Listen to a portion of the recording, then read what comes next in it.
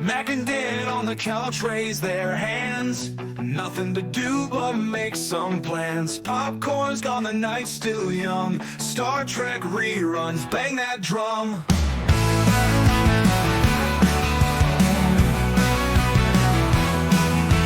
Bottles open, DS9's in sight. Captain Sisko leads the fight. Federation's calling from TV land. Phaser set to stun on high command. Boldly go where no one's been. Mac and Dan, the conquering team.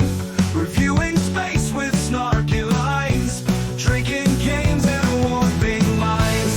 Boldly go where no one's been. Mac and Dan, the conquering team. Reviewing space with snarky lines. Drinking games and warping minds.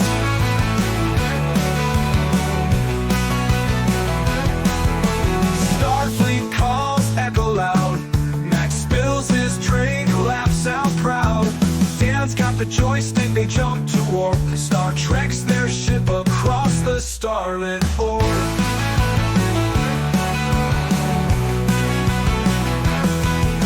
Galactic wars and twisted schemes. Delightful chaos ruling their dreams. Unpolished words and witty flair. Review with mischief without a care. Boldly go where no one's been. Mac and Dan, the conquering team. Reviewing space with snarky lines. Drinking games and warping minds.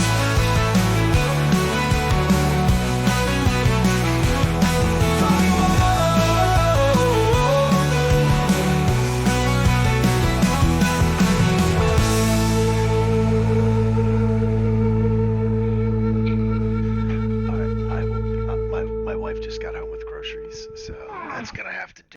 Hey, welcome back everybody to Trekless with Mac and Dan. We are in the process of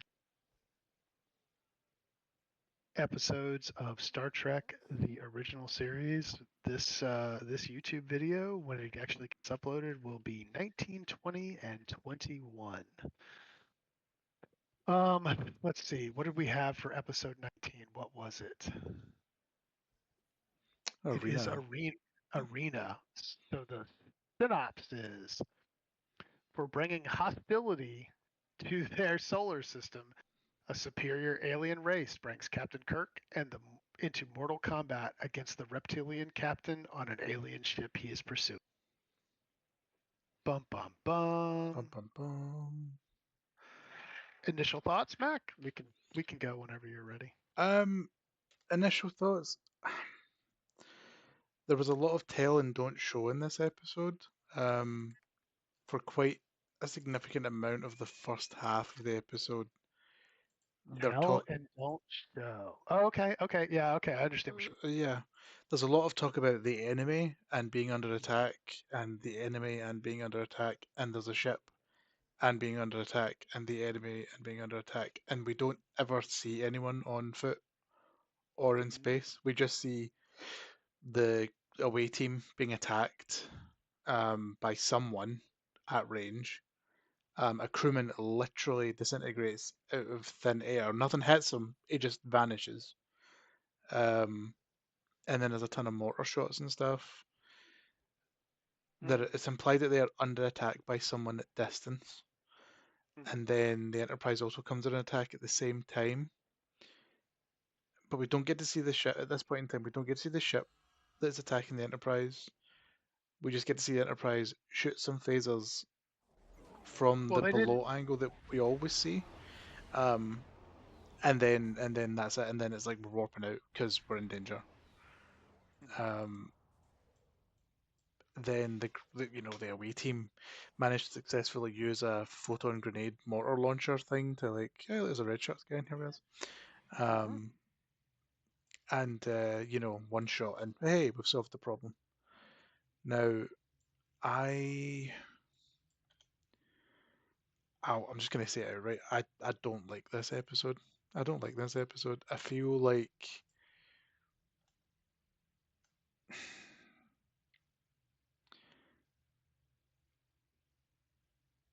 how do I put this without sounding like an absolute piece of crap? Um, they really didn't commit to making it feel like anybody was really under threat. Like a lot of it was really slow acting, right? And they're trying to justify it by things like, oh, the Gorn is strong, but he's not agile. And it's like, no, the Gorn is not agile because the rubber suit the man is in is expensive and you don't want to tear it, right? Like that's the reason And why the Gorn is slow, not because the Gorn is slow. Um, it just kind of felt like a wasted episode. I feel like we could have the jeopardy could have been a lot higher all the way through. There didn't really feel like any sense of urgency, even when people were at threat of being killed. Didn't feel like there was any urgency. The action was too slow, the story was too slow, um, and obviously I there was don't. an underlying story on top of that. But I don't know, it just didn't really resonate with me too much. I really enjoyed. I don't. I'm not gonna. I'm not. Okay. So let's be clear. Did I like the episode? I think I liked the episode, but honestly, for the nostalgia factor, right? I remember where I was when I was watching this time. I remembered where I was the first time Hmm. um, and I remember being in my living room.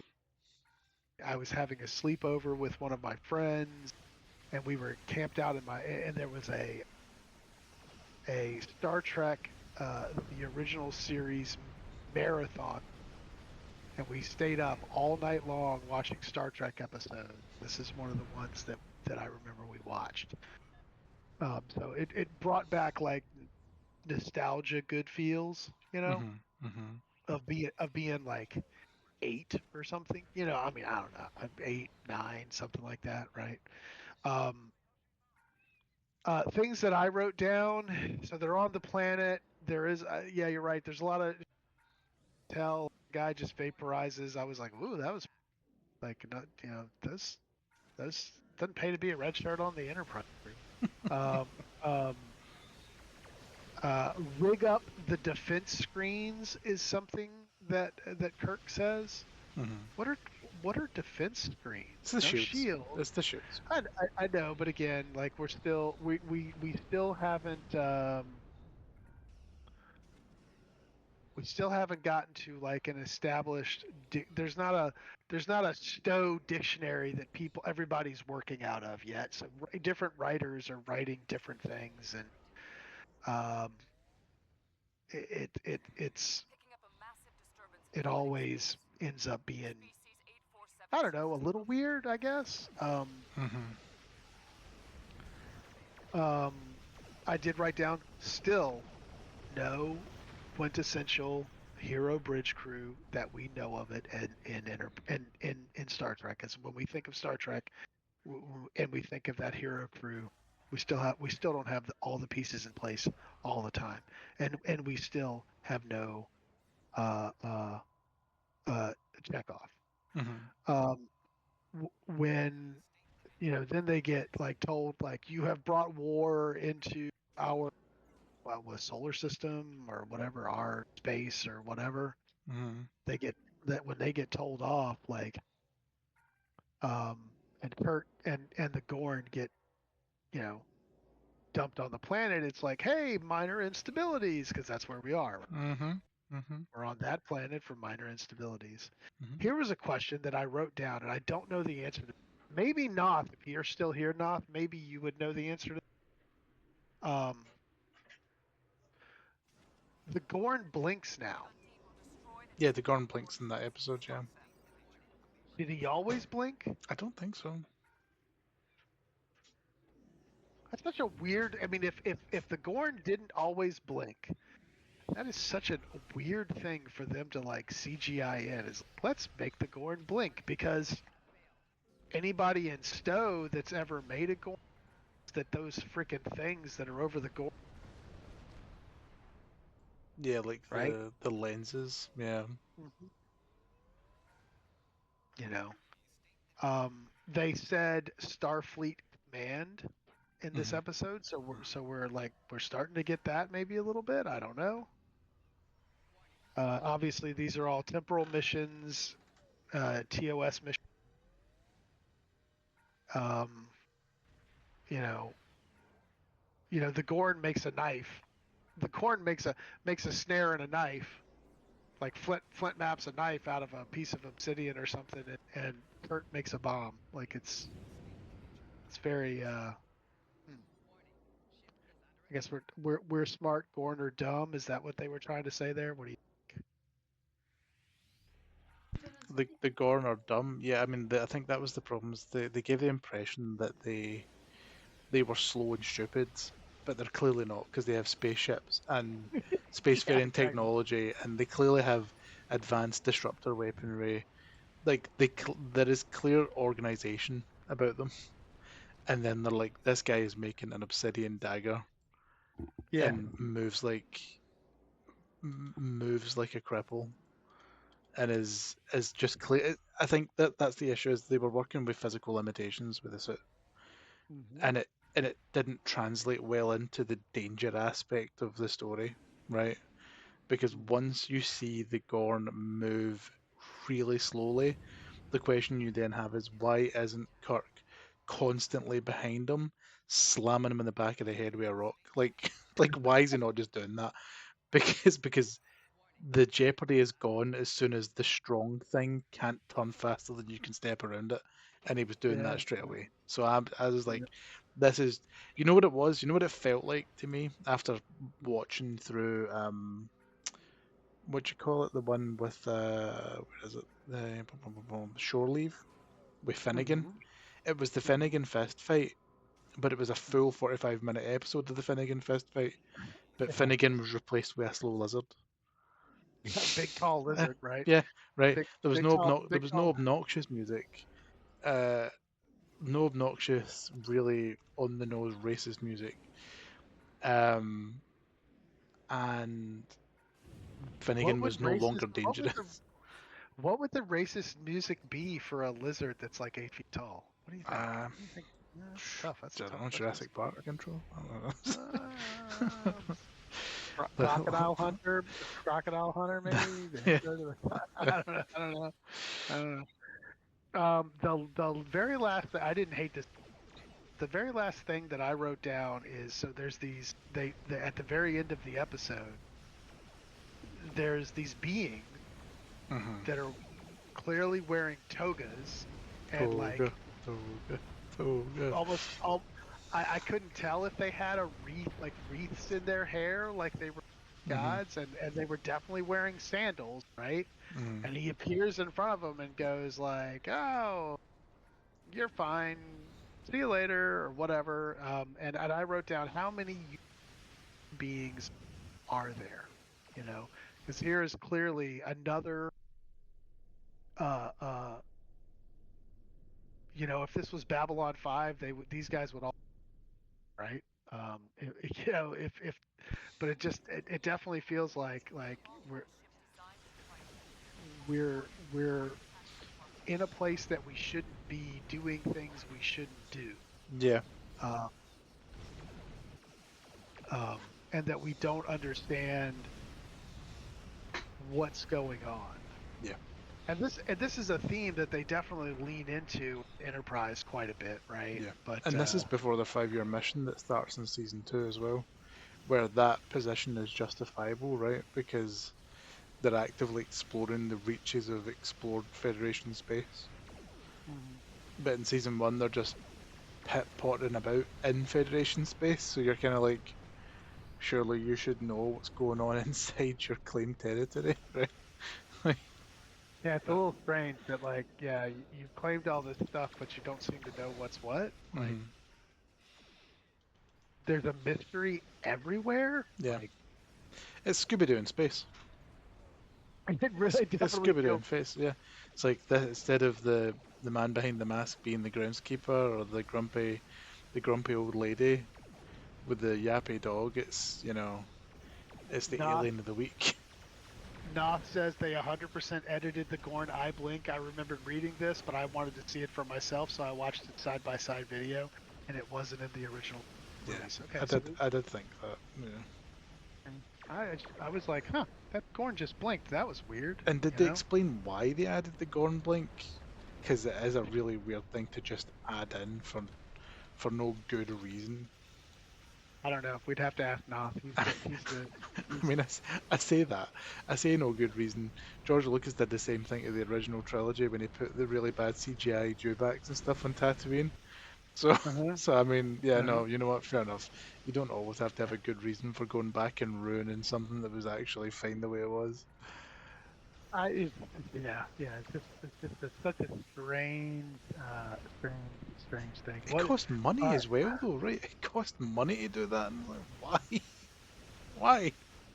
all right. What do you? I don't know the reason. Just noticed it as a good catch on your part, though. Okay. All right. Cool. We Hmm. both noticed it. That's funny. Hmm. What are you giving this one? What's your score? How about this? I'll give my score first this time. I'm going to give this one A six. yeah 6. I didn't hate Okay. it. Again, it's got me in my nostalgia feels for being a little kid. Right. I I appreciate the. There's another one in there. Yeah. I appreciate the real time practical effects for the Gorn.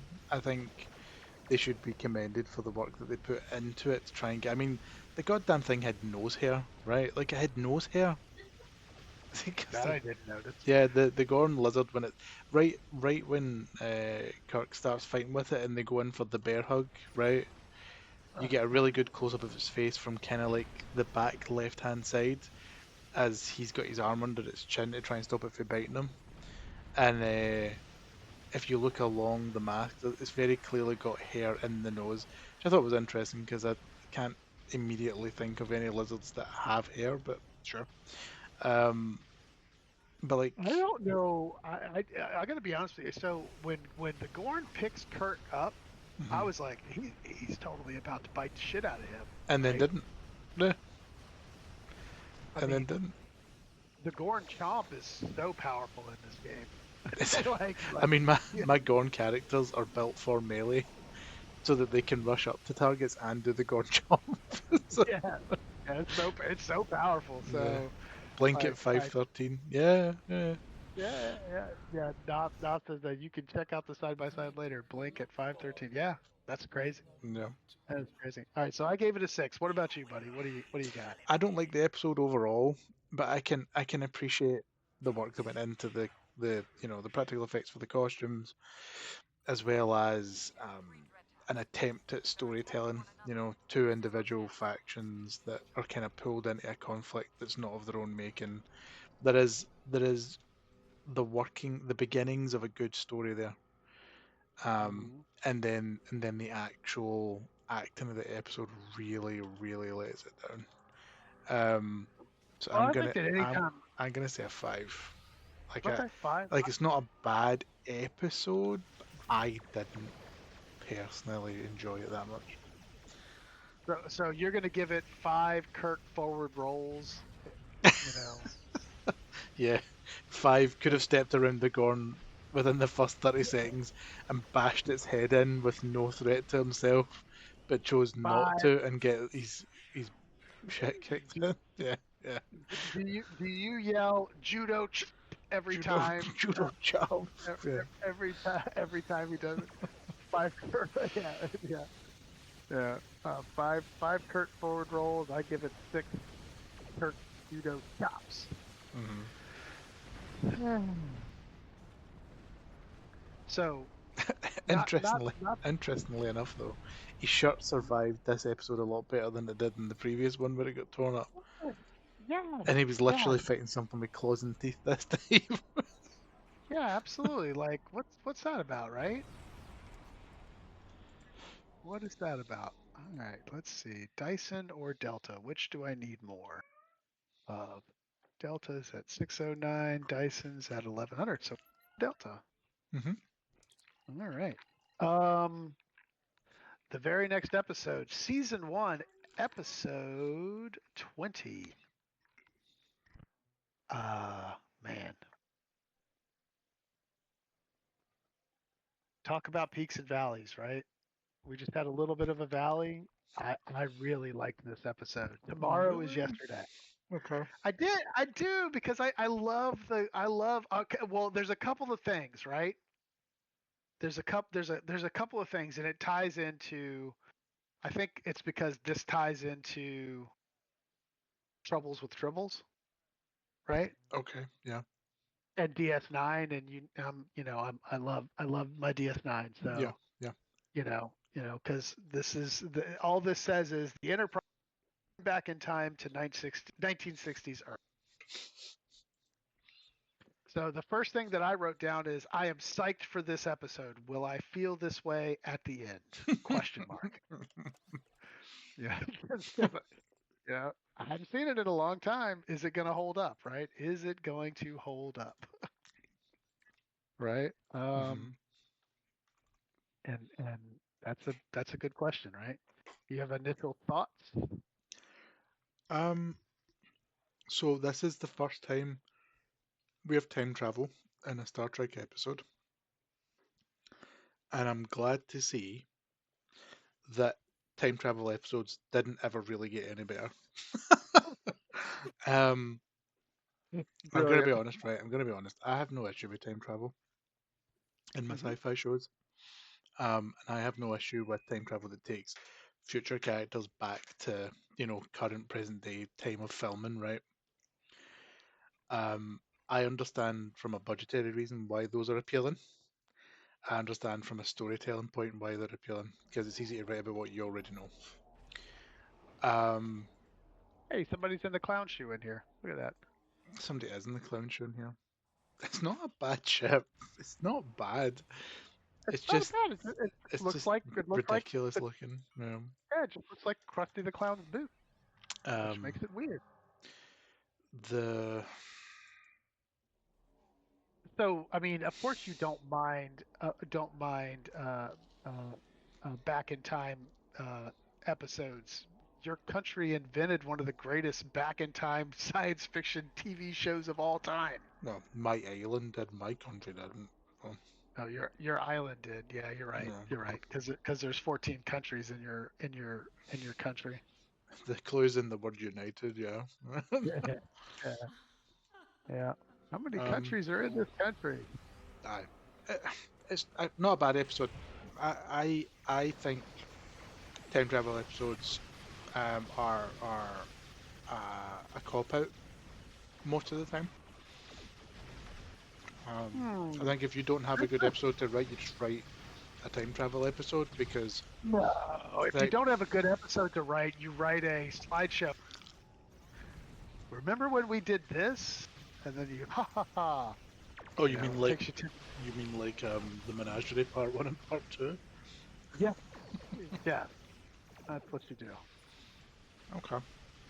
It wasn't a bad episode. My notes for this one were very limited. Um, All right. I've got 3 notes for this one because honestly, like, I did kind of disengage with it a wee bit because it didn't really grab me in the first 15 minutes. Mm-hmm. And my notes are time travel, first instance, but not the last of it.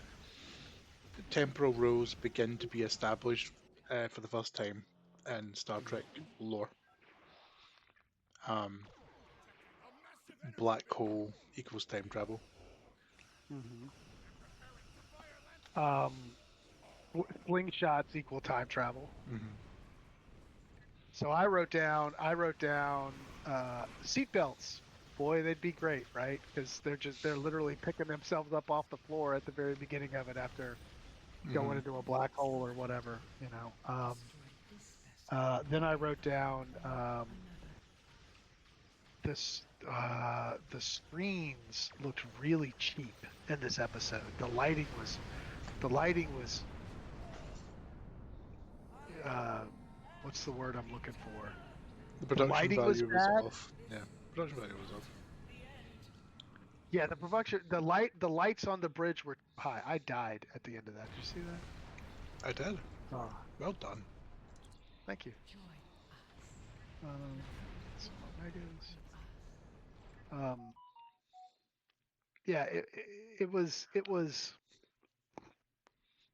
Yeah, the screens looked really cheap. They were like bubbly and stuff. It was almost like how bad the transporters pads look like in TNG in the first couple of seasons. Yeah. Um, I wrote down, is this Kurt's first temporal violation? Question mark.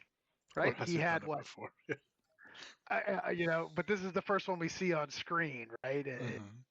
Uh, uh, the first one we see on screen is, but he had what? What is it they say? Yes, not 19 separate temporal violations or whatever. Yeah. Um, Reported. I wrote, yeah, reported ones. I wrote down. So there's the scene where the Enterprise is in the atmosphere, Hmm. and honestly, And they can't you can can't outrun a fighter jet. no, no that will well yes, there's that, but also it looks like the fighter jet is attached to a stick, and the Enterprise is attached to a fishing line. It is like just do. It's a lure like floating around because it's all up and Hmm. down and Hmm. wobbly bobbly dangling from a screen. The next thing I wrote down is fighters have nukes? Question mark. Like really? They were just like some fighters. What? What are you talking about, Spock? Um, Well, I mean, think about it, right? 1966, the Cold War was mhm, in full swing. mhm, mhm, The current fear was nuclear proliferation. mhm. Um, Most people probably would have assumed that at some point fighter jets would just have nukes on them, Yeah, maybe. I don't know. and and Uh, and some jets do now, but they're stealth bombers, sure. right? S- but it's 2024. Not it's not an A6 intruder in 1960, and that wasn't even an A. Yeah, What yeah. fighter jet that was, but it wasn't an A6 because those are side. Why did he beam in backwards? I don't know. That's a very good question. Why did he Um, beam in backwards? I want to know why. I want to know why he beamed in backwards. Everybody else that beams into that transport, well, okay, so other than one of Mud's women who beams in like, look at my behind as I look over my shoulder seductively at you, this is everybody also the else that, first episode where the Enterprise visits Earth. This is also true. yeah, yeah, absolutely, yeah. So then the next thing that I wrote down was there were females in the military in 1966, confused by females in the military. Yeah.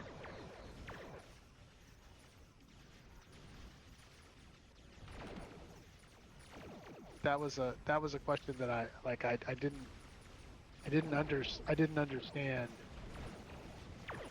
the confusion that he had. Like, is that a woman Hmm. in uniform? Like, we learn how many enterprises there are, or how many. Yeah, I don't know whatever the class is. What's the class for the enterprise? I don't know. It's a saucer and two nacelles, so I'm It's a not up on all cruiser. the lingo. A cruiser. Yeah. So there's 12 of them, Other at this point, and there it has been 12 of them. Yeah. no, he says how many of these are in the fleet, and Kirk goes, oh, there's 12. Like there's All 12 right. of these. There's 12 Constitution classes. There's not 12 Enterprises. Right. Constitution classes. There's 12 Constitution classes, and they work for something called the United Earth Probe Agency. So again, What? gotta Yeah. yeah, yeah, gotta come up with a dramaturge. If you're gonna run, listen, sci-fi fans are giant freaking nerds, okay? It's the And detail. Everything's in detail. everything's about the details. So you gotta do better. Like I understand it's 1966, but if you're thinking about writing a science fiction show, make sure that everybody's working off the same page. You know what I'm saying? Definitely. Like good lord. Uh, Spock explains the time paradox. Okay, so that's pretty cool. Hmm. I like that. You need to send him Um, back because he has to have a grant. He has to have a son that's going to be like super important to the future. Yeah. yep. Um, I wrote down computer, deer, lol, because the computer's like backsassing everybody in the episode. Yeah. Like, how you doing, sugar? Or what? Pretty funny. Okay, honey. We put it at a planet run by females, and so they gave it a personality. Really, that would be on a planet run by females. That's the personality a planet run by females would have given it. Mhm. Hmm. Are you sure about that? Hmm. Wrote the man. Yeah. Are we sure about that? I got boo boos. I didn't even notice. Um. We sure about that? I'm not so sure about that. I don't know if I agree with that that perspective there. Um. Next thing I wrote down is, and I did say this. I did write this down a couple of episodes ago, but I didn't actually say it. When Kurt walking into the eye light box was his eye light box work in that episode was strong. Yeah. Like he was hitting his marks on that sound stage like nobody's business. It was, and I wrote down in this one the eye light boxes are strong in this episode as well. When they get it Because right, they get it right. Like, yeah, when they nail it. Sometimes it's a little up on the forehead a little bit, but they did it good on this one as well. The crew complement has changed. hmm I don't know, 430 now. yeah, it's 4:30 in one of the previous episodes, shore leave. So Yeah, but it was 4:30 in 2 episodes in the last 7. So yeah. So maybe that's where they're gonna be because it was 420 or 404 earlier, something like hmm that. Um, um, I like their solution on how they get back. Right? How do we get back? I wrote down, how do we get back? Yeah, and then my answer to that was go backwards, stupid. You know. So, that that was that was that was my note for that. I did write down that Spock is getting more Spock-like. yes. Um, so we're starting to get more Spockiness out of Spock.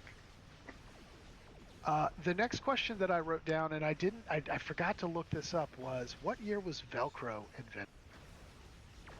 That's a And very good question. I got to be honest with you. Oh well, I guess it must have been invented in the '60s because they were using it, right? But I mean, it was invented for astronauts, right? right. So I guess Velcro was a thing. All right, never mind. DNA wasn't, but Velcro was. DNA wasn't. Velcro was. Okay. Um. So they beam down to the planet, and they're in the base or whatever.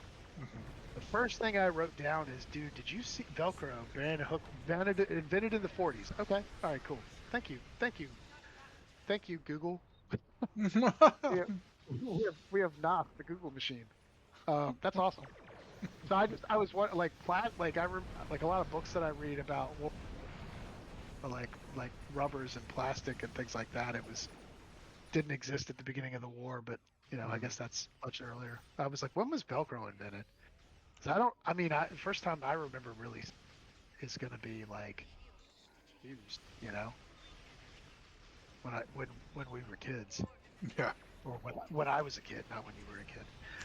So when they beam down to the planet, they're walking around like the guards are walking around. What was up with the pistols they chose to give those guys? Did you notice that? They're like straight up six guns, right? In 1960s, so 6-shot revolvers, but they were all like not ivory handled, but they had like bone handles, Mhm. bone grip guards.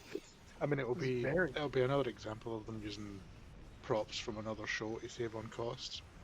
Um, and, like and when no like the police special from the other episode when Sulu turns up with a gun, and you're just like, what? Why has this man got a signature? What's happening? Yeah. No, I would 100% understand like a 6-shooter or whatever, but what is going on? I don't get it, right? So they got these crazy kooky pistols that don't make any sense with a military unit. In 1966, Hey, guess what? The 1911 existed and was in pretty standard in the middle of the 60s was pretty standard issue, right? Mm-hmm. Um, um, and then I don't know. This is a weird thing that I don't know that you would have noticed, but everybody was in a cross draw holster. Do you know? Does that make sense? Cross draw is when you pull it from the opposite hip from the hand you hold it in, right? Yeah, Yeah. exactly. Instead of on the hip, like just drawing it, right hand to right hip, pulling the holster, pulling the Mm-hmm. weapon from the holster. Every person that had a gun on had a cross draw holster. I found that very very funny. I don't know why. Probably because I'm weird. Um, Probably because I'm weird, he says. I liked that Kirk said, like they said, we're gonna lock you up. The guy's like, we're gonna lock you up and we're gonna throw away the key and you're never gonna see. We're gonna lock you up for 200 years. And Kirk says, well, that sounds about right. So that would have been what year? 1966, 20, 20, 2166. 2166 is so is this episode set in 2166 or 1966, whatever? I don't know. Pass. But, Exactly. but we've talked about that before as well, right? The dates that we keep getting for things are all over the place. Yeah. Well, you Because at got one point in different. time, earlier in the season, they were talking about colonies on planets in the late 90s. Hmm. So you're like, Well, dude, they told us we were going to have flying cars by 2000. So yeah, that makes sense. it's like Yeah, the that Jetsons tracks. told us we're all gonna have sassy robot maids. Mm. By the year 1975. Um. So, next thing I wrote down is uh, no slingshot. Oh no, wait. So they do know how to do this. Do they? And then the question that I have is, do they talk about the fact that they slingshot around the sun in the whale movie? Like, I'm really going to be curious of like, well, we already know how to do this because we've already done it, right? Yeah, Like, yeah. I mean, that's literally how they get the idea, right? They know that they've done it before. okay, all right. I mean, I haven't seen the whale movie since before my grandmother passed, so that would have been, a long time Okay. ago. Yeah. Um, um, the new models for the slingshot, I wrote down they were very good. Mm-hmm. And then the next thing that I wrote down is the hero crew throw around, right? So where they're was especially excellent in this episode, right? So they're Yeah. just getting tossed back and it's just there's something so campy and stupid about that because that's really not how space works. You know what I mean? Like you if they didn't have inertial dampeners, like the first time they went to warp, it would kill everybody on the ship. Yeah. So I don't know. Yeah, but I guess they didn't. Well, Nobody had I come mean, up with you that you say concept that yet. you say that. The science behind the warp engine and the warp bubble in Star Trek is that the space the ship is in doesn't actually move. That's what the bubble is, right? The bubble creates essentially a pocket of stable space around the ship, and then it moves that space by shortening the distance in front of the ship and lengthening it behind it, essentially pushing that bubble of space-time through space faster than the speed of light. That's how they get around the speed of light rule. Hmm. Because they're never actually traveling faster than light. They're traveling faster than space. Okay. All right. Cool. All right. So Nerd. Nerd. yeah. Nerd. All right, buddy. All right. What's your rating for this? Give me something good. What do you got? I'm I'm not a huge fan of time travel episodes when they're not heavily utilized. Um, that just felt like an episode of, you know, the current army sitcom, the current army TV show. So Mhm. it didn't really feel like a Star Trek episode for the majority of it. I'm going to give it like a 4. Okay, 4. Wow. Yeah. All right. So remember that I wrote down psyched for this episode. Will I feel this way at the end? Hmm. I mean, I'm a 6. I'm a 6. So we're gonna give this six six pieces of Velcro. Uh, uh, 6 Velcro yeah, strips 6 out of Velcro strips out of 10. on their belts. Yeah, 6 Velcro strips out of 10. It was a pretty good episode. I was excited for it. I think because so one thing about the I'm watching these blind. Okay. So Hmm. I'm not reading synopsis ahead of time or anything. So honestly, I thought it was going to be the episode where they went back and they had to fix the launch of like one of the Apollo rockets and Hmm. the Watcher kitty cat was in it and Yeah, I remember you saying you thought that yeah, was what that one was. Yeah. yeah. So that's I think why I was super excited about it. But I didn't hate it. Right. It Yeah. was a pretty good episode. So. Arguably, it was a Watcher episode, right? Because the events we have established since these episodes that the events that this character, the guy, the pilot, having to go back so they can have his son, so his son can be the person that has that mission, and that mission goes ahead, and you know, Mhm. Earth develops the way it's supposed to. We know now from later stuff we see that the Watchers were probably around during that episode because they would have been making sure that this guy was around to have his grandson, have his son, so that his son could go ahead and do the thing he's supposed to do. So do you think this guy was important enough to actually have a watcher? Well, I mean, they make a point Watch of him? saying that he has to go back because his son is an important figure in history, Mm-hmm. right?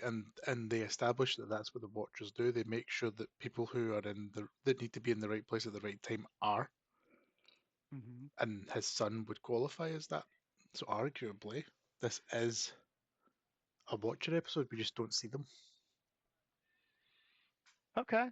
All right. right? I can appreciate that. I can Right? appreciate Because the that. premise Yeah, is yeah, still yeah. there. The premise is still there. Okay. I can appreciate that. Right? All right. It's not the one you I thought it mean, was. Not the one you thought it was. all right, all right. So next episode, season 1, episode 21, last one Hmm. for this episode. It is. Hold on, let me get to it. Season 1, episode 21. Court martial. Hmm. Bert draws a court martial in the negligent death of a crewman. Hmm. Initial thoughts? Um, this was an interesting one. Um, I don't have a lot of notes for it because the episode is fairly static.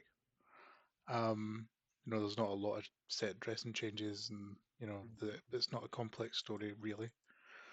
Mm-hmm. Um, it's another courtroom episode. Mm-hmm. We've already done this in the first 20 episodes, right? Um, Kirk is a bad man for doing his job. That's that's one of the that's one of the notes I've got. Computers can be messed with, which we've already established before in the menagerie. We've seen this before earlier in the season. And Mm-hmm. Kirk's ex isn't all that. Those are my notes for this episode. She's some sort of big shot lawyer, and she's brought in to like prosecute him, and she does a really bad job at it. And I was left kind of thinking, well, if she's the best they've got, how was she Mm-hmm. so handedly dealt with you know by Kirk and his team? It's an interesting one. Not a bad episode. It's certainly. Kirk and Kirk and his team that she picked to defend him, and Mhm. Yeah, or did she just throw this whole thing because she likes Kirk, right? yeah. The first thing that I wrote down was pen and paper because like they ask him for his report and he's reading over it and then he report, right? Hmm. Hmm. But it was pen and paper, so we're still not doing much in the computer world. One of the things the next thing that they've kind of looks like maybe they're transitioning away from the gold, really stupid gold belts. Man, we're just borging it up today, aren't we? the really stupid gold belts, right? The sashes that they wear all their stuff on, and they've got the black belts. There's been a black belts for a couple of episodes now. Hmm. The next thing that I wrote down is, does the commander guy play other roles? He looks familiar. Let me see if I can do two things. Hmm. He's Percy Rodriguez. Let's see what other things he has been in. He is known for. Was he not in Dawn of the Dead? No, no, I don't see anything like that stands out for me. Like that he did a whole bunch of stuff in. So I don't know. I don't know, buddy. Hmm. But he looks really familiar. Um, um, which is okay, right? I mean, he wasn't bad. He wasn't bad in this. Um, my question is, all right, so the emblem that guy's wearing, right? Or the emblem on his chest, is that what emblem is that? Any idea?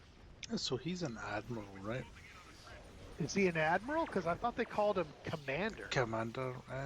Well, it couldn't be a commander, could he? Because it would need to be. It would need to be someone more senior. What's the name? What was the name they used? Because I remember making a note of it at one point, and then I never actually wrote it down. Um, it's not Fleet Admiral, Portmaster. Portmaster. There you go. That was what his rank was. So that's probably not his rank, right? Because his rank would have been on his sleeves. But what branch of the service, I guess, was that Portsmaster? That'd be ops, right? Be I operations, don't because know. he was wearing red. Well, next time I go into the uniform thing, I'll have to look because I'm sure I have that stupid thing. We'll figure out at least what Stowe thinks it is. Ah, Um, I like when they're like, what do you want to do? Are you going to accept this or not? And, like, I don't. And he's like, wanna do you want to well, step would be a general court, and he's like, I do demand you it. want that? He's like, I I demand it demand now. it. Like his demand, it was so indignant, right? um um the next thing that I wrote down is, so in our legal system, pretty sure if you used to bang the defendant, you're not allowed to prosecute him, right? I mean, isn't that a thing? Is that a thing? Right? Like conflict of interest type deal. Yeah, it's called recusal, and I was like, so in the future, recusal isn't a thing. Well, they have Um, to. They have to put themselves forward for that. It's not automatically applied, right? They have to make the court aware of the pre-existing relationship. It's not something that is just automatically provided to them. throw us in another queue so I can get away from these dancing hooligans No, standing in my face. I like you stuck in the bar. It's funny. It really does make you um, wonder why they don't use the transport to deal with more of their problems. yeah. It's like you're So, going in the wall. Done. one of the things I wrote down is I love the deco wall in Kurt's quarters, Mhm.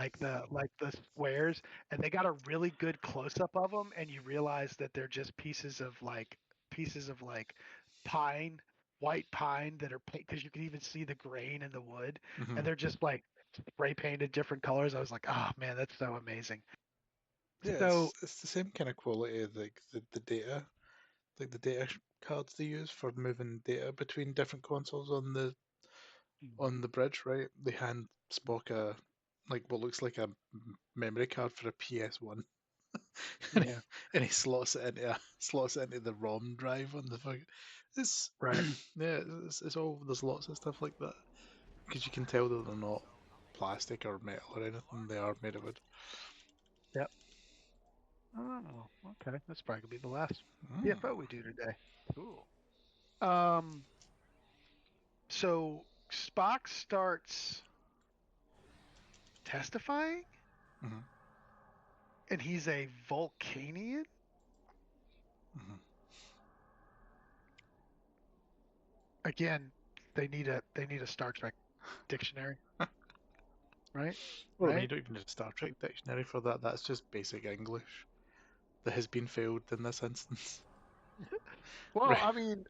I guess if you're from a different planet, you get to call your planet what and your species whatever, right? But Yeah. Vulcanian, and is Vulcanian ever going to get used again other than this? I And don't if it think so. is ever used again, we're going to go back and look and see if the same guy wrote it, right? Mhm. Because he might be the only guy working off of that script, right? Um, I wrote this is an okay episode, right? Yeah, yeah. It just felt like Menagerie, but it was it was it was Kirk that was on trial this time instead of Spock. And I said I wrote down it seems sort of raw value the Hmm. U.S. is what it felt like to me. Hmm. And unfortunately, I'm gonna have to step away for a second. I'll be right back. Yeah, sure.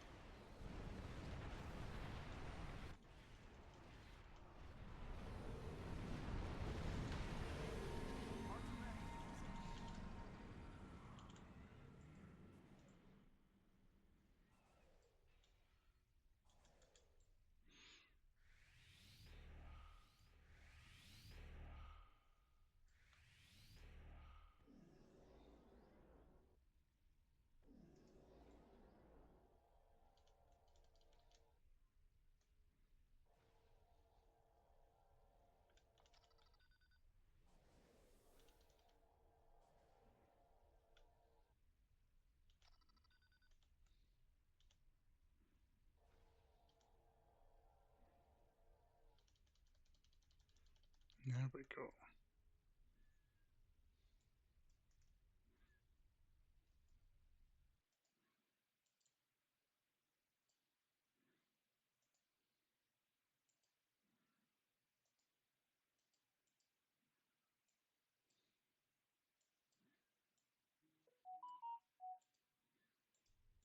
Let's see if we can't get this done. Oh my god, people not doing the middle ones. Am I gonna get this one in time? No. Oh, what did I miss? Nothing. It looks like me and the man in the jelly were the only ones doing any of the satellites. Oh, really? Yeah, everybody else was AFK between. Sorry. No, you're good. It wasn't just you, it was literally everybody else. It was me and the jelly guy that were just floating about, so That's funny. Yeah, like I said, it felt very much like the U.S. is great, rah rah. hmm. Like our way of doing things. It just felt,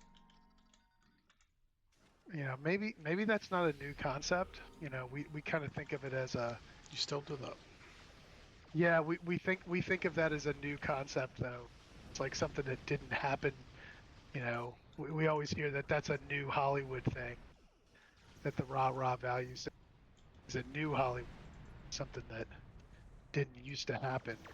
Well, maybe it did, and we're just rose-colored glasses on the world. Mm-hmm. None of my weapons seem to be firing. I should probably deal with that. Yeah, I'm working on it.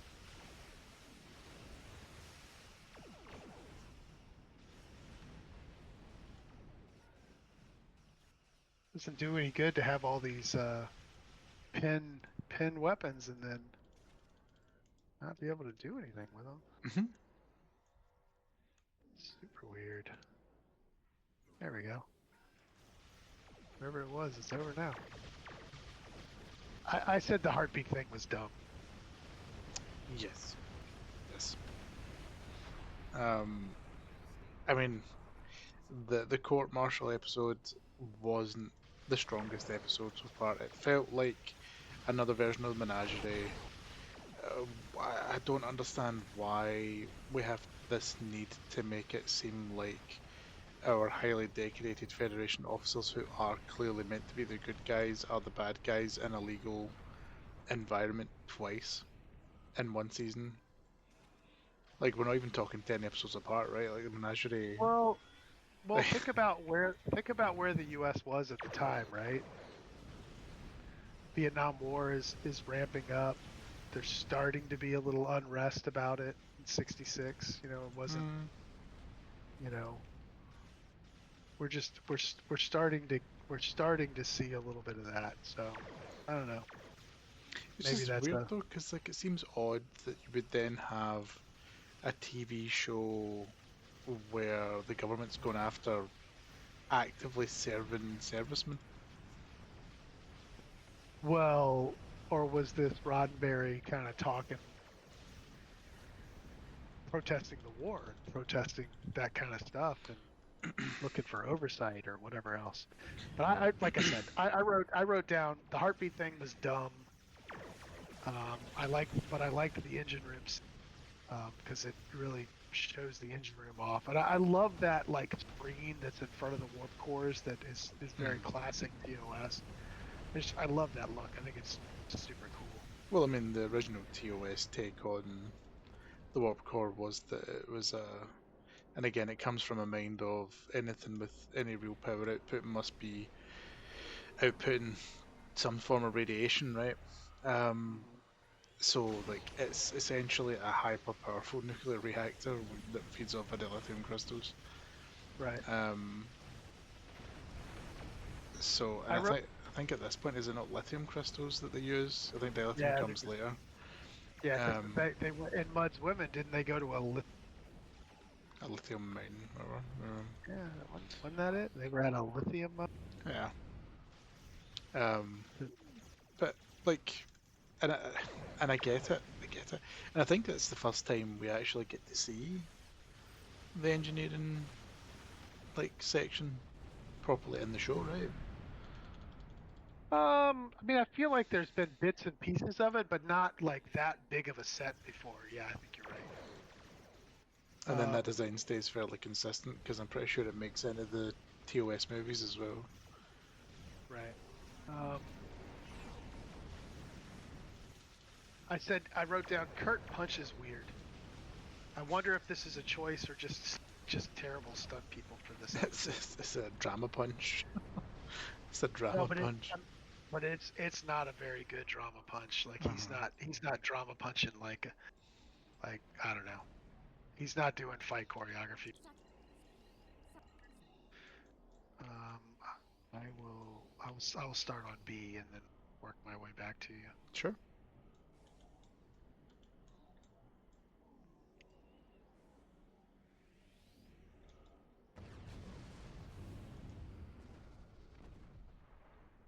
I think once we're done with this one, and we're talking about this episode, I'm gonna boost and go to my bed because I am suddenly very tired.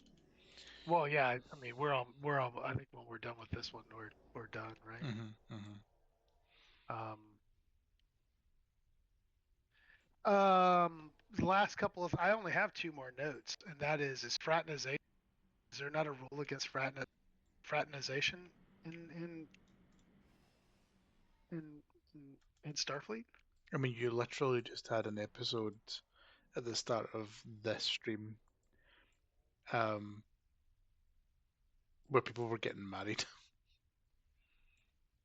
Well, I get that, but like if they're yeah, see that. I mean, that process starts with fraternization. Yeah, you're right. Yeah, so I guess that, and then you know at the end when it's the ex girlfriend is at a Jack. I'm gonna stay at B because Sure. the other two, the other three people want to go hang out with the jellyfish. That's fine. Yeah, that's fine. Dickheads. It's whatever. It's advanced. It's advanced runner gauntlet. We'll be fine. But it's why we're doing this on advance, is so that neither of us has to think about this very hard.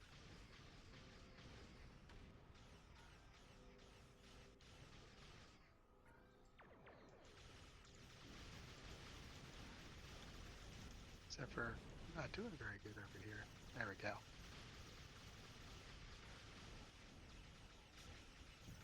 I have to turn the macros off and on to go do the Google-fying and stuff. Yeah. Um, yeah, I don't know. what are your thoughts on? Let's see. Damn. Oh, I'm dead. I'm gonna get. What are your thoughts? I am not a fan of this episode. The story itself wasn't compelling enough. Um, I'm not saying there always has to be action in a Star Trek episode. That's absolutely not the case. But even in the absence of action, somehow this felt infinitely slower. Um, I don't have a problem with slow stories if the story itself was compelling. Wasn't particularly compelling. Um, it didn't feel like a sci-fi show. It felt like a courtroom drama, and that was the same with the Menagerie Part One and Part Two, right? It felt like a courtroom drama, not a sci-fi show. And But the this Menagerie, was I think. the sci-fi show that people were watching that wanted sci-fi at the time, and they weren't getting it. And I would have, if I'd been watching Star Trek for sci-fi and this had been the episode that it aired, I'd be like, oh sweet, more Star Trek, and then I'd have been disappointed that I've came home from school or I've came home from work and I've sat down and went, I'm looking forward to a good episode of sci-fi action or, exploring strange new worlds because we've already had that conversation. And it's, oh, Kirk's in trouble because there's the suggestion that he might have done something the wrong way round. I mean, we really kind of glossed over like the daughter like being like, you murderer, you murdered my daddy, and blah blah Right blah. at And the start of the episode, yeah, and yeah. then I mean, they glossed over that as well, to be fair. Like, they don't really stick with that too long either. Well, she comes back next time you see her. She's like, I didn't realize your dad and your dad, you know, my dad and your dad, you loved each other, and you were best of friends or whatever. Yeah, Gary whatever. 3, yeah. Yeah. He had a lot of best friends, man. What are you gonna do? What are you gonna do? I think that was something as well, right? Because we didn't really talk about it too much at the time, right, when the whole Gary thing was going on. But it's very clear that they've tried to establish that everybody on the Enterprise has been serving with each other for quite some time, and they've all developed relationships either on other ships or on the Enterprise. And it's like working professional relationships and stuff like that. But like we were never there for that, so like we can't try and get us invested in stories about characters who have history if we were never there to see the history develop. Like it'd be different if it was Scotty that had died, because at least he's been in a handful of episodes at this point, right? Mhm. But it wasn't. It was just some guy. It was just some Yeah. guy. It's a throwaway crew member. The kind of character that dies in every other episode. The crew goes down by 5 and they're replenished by 10 in the next one. I'm about to die. I thought it was pretty funny. The other thing that I thought down, but like at the very end when he gets Kurtz and gets the phaser away from him, he Mhm. just takes that thing and chucks it over. Isn't that a little dangerous? Isn't Mhm. that a little dangerous? Probably shouldn't just throw a loaded phaser with no safety on it. Like, Well, at, don't throw it at the warp core, right? It's probably not. certainly, Probably yeah. not. Discharge a weapon in the warp core. Yeah. Probably not a good idea. But I don't know. All right. Well, so what's your numbers? How many Jag cores do you give this? 3. 3. Oh wow. That is not where I thought you were gonna be. Okay, 3. Okay. It's not. It didn't feel like Star Trek to me. It felt like Okay. a courtroom drama, and it felt like a bad courtroom drama. So Okay. Well, I'm gonna give it uh 5 Vulcanians. I'm gonna give it 5 Vulcanians. Because that seems like a good thing to give it, right? Because okay. obviously I don't think we're ever gonna see the word Vulcanians again ever. Yeah, I've just realised the cat is climbing up behind my monitors. 2 seconds. Mm-hmm. Ah, you can't be doing that in the dark. I can't see you till your shiny little eyes appear over the screen.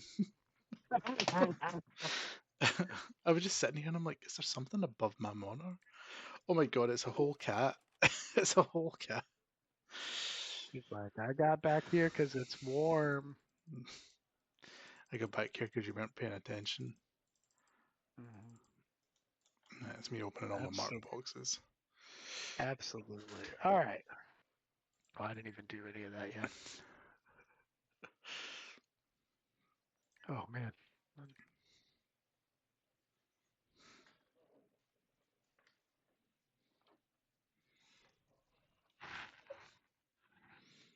Hmm. Maybe we should. Okay. Well, Yeah. next week we're gonna be finishing. Well, next week we're gonna live. We're momentously finish season 1. Mm-hmm. Uh, might I make a suggestion Certainly. that we start earlier because it's going to be a long one if we try to finish all of season 1 in one sitting. Well, I mean, instead of 7 episodes, it's going to be 8. So we can certainly start earlier. Yeah. You want to start a wee You extra want earlier, and it means we can split it right down the middle, 4 episodes as well. hmm Yeah. That way you don't have to. You're not up at like 1 o'clock in the morning on a Saturday night. It's way This past your bedtime. this is true. It's not midnight yet, but I get what you're saying. I get what you're saying. Yeah. No need to have you up in the middle of the night. Okay. I need my beauty sleep. If I don't get it, I get more ugly, and we can't be having that. So Oh, you get cranky. I You get get really, really I cranky. get real All right. cranky. Well, thank you for joining us, Noth. We really appreciate it, buddy. We will be back. I will be back streaming Monday, Floater or something. Mm. Um, I will be back on Monday. I'll be in game most of the week. Obviously, I'm always on Discord. You know how to find me. Thank you everybody for watching. If you're watching YouTube, we really appreciate you. Thank you and good night.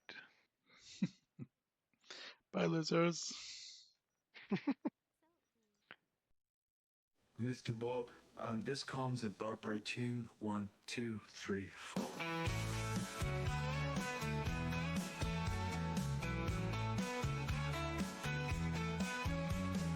Galactic wars and twisted schemes, delightful chaos ruling their dreams.